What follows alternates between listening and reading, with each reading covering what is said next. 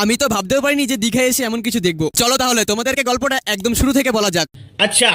Hi guys, তোমরা কিন্তু প্রত্যেকেই জানো আমরা দীঘা এসেছি, কিন্তু একটু সমস্যার কারণে আর এডিটিং এর প্রবলেমের জন্য এই দীঘার ব্লগটা একটু লেট হয়ে গেল ছাড়তে। এখন ঘড়ির কাঁটায় সকাল 10টা মতন বাজতে যায়, আর এখন আমরা সকালের ব্রেকফাস্ট কমপ্লিট করে রওনা দিলাম দীঘার বিচে যাওয়ার জন্য। হোটেল থেকে বেরিয়ে খালি পায়ে রাস্তার উপর দিয়ে হাঁটতে হাঁটতে যাচ্ছিলাম দীঘার বিচে। ভাই রে ভাই, রাস্তা যা গরম, এই অবস্থা তো খালি পায়ে একদম রাস্তার উপর দিয়ে হাঁটাই যাবে না। কি বলছেন কি?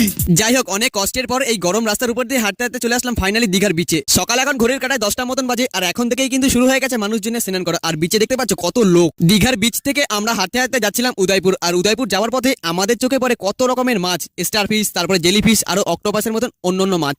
तो रुको जरा सबर करो। বিচে ওই রকম মাছ দেখার পর আমি আমার হাতে একটা স্টারফিশ নিয়ে নিলাম। ফার্স্টে স্টারফিশটাকে নিতে অনেকটা ভয় লাগছিল, তারপরে কিন্তু কিছুই মনে হলো না। উদয়পুর বিচ থেকে হোটেলে আসার পর আমরা দুপুরের খাওয়া দাওয়া কমপ্লিট করে একটু ঘুমিয়ে পড়েছিলাম, আর এখন ঘড়ির কাঁটায় সন্ধ্যা 7টা মতন বাজতে যায়, আর এখন আমরা যাচ্ছি বিচে।